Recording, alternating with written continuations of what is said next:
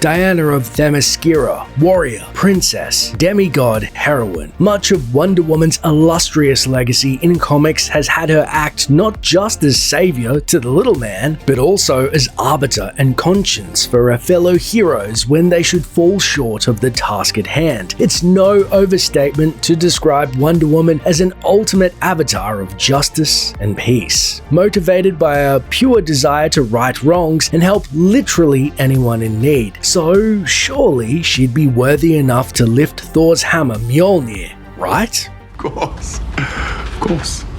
Of course.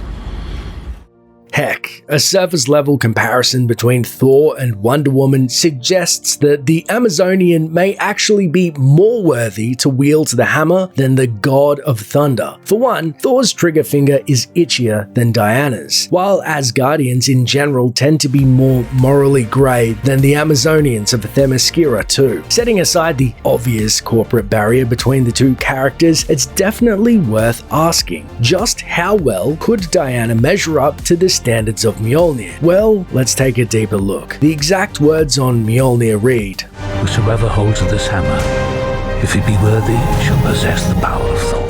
No greater context is really available besides the content of comics canon, which is slippery on its best day. Objectively bad people have used Mjolnir in the past. Loki, for example, though he had help from a spell that allowed him to circumvent the rules. And then there was the time that the Mad Thinker's awesome android was permitted to wield Mjolnir. While inherently unqualified to use the hammer on fair and square terms, the android used his ability to copy others' qualities and made himself worthy. He didn't copy Thor's powers though, instead mimicking his innate character, though he could only do this for an hour at a time. But also, this still suggests the mystical hammer is flexible to technicalities. It's also clear that the rules of the hammer can be changed based on individual circumstances, and that its definition of worthiness isn't strictly limited to whether or not a character is lawful good or not. Just look at the hammer's MCU history. As the man who enchanted Mjolnir in the first place, Odin literally defined what worthiness is to the hammer.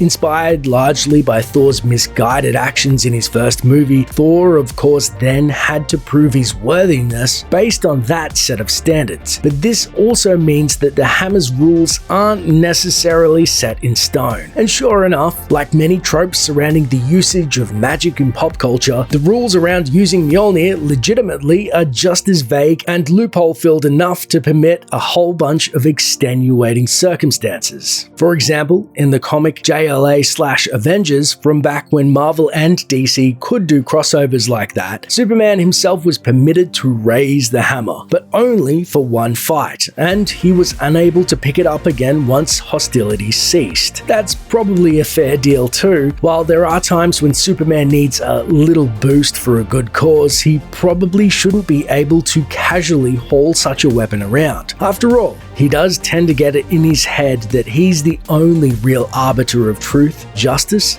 and the American way. But what does that mean specifically for Diana and her potential ability to lift Thor's hammer? Well, think of it this way. No matter what, Wonder Woman is an inherently good person who is selflessly devoted to the notion of justice, so there's no reason to believe she wouldn't be able to lift it in times of need. And this is backed up by a comic event too, albeit a non-canon one. In 1996, DC and Marvel ran a short crossover series entitled Marvel Comics vs. DC. In this story, Diana picks up Mjolnir after it appears through a wormhole, but after hoisting the hammer and appreciating the power it imbues upon her, Wonder Woman decides it actually isn't fair to use the hammer during the fight she's in with Storm, so she relinquishes Mjolnir and loses the battle as a result. The truth here seems to be that Wonder Woman can lift Mjolnir, but she's actually too good for it and will voluntarily discard it because the abilities it gives her are impermissibly powerful. And that's just about as worthy as you can get, isn't it? Check out one of our newest videos right here, plus even more Looper videos about your favorite superheroes are coming soon. Subscribe to our YouTube channel and hit the bell so you don't miss a single one.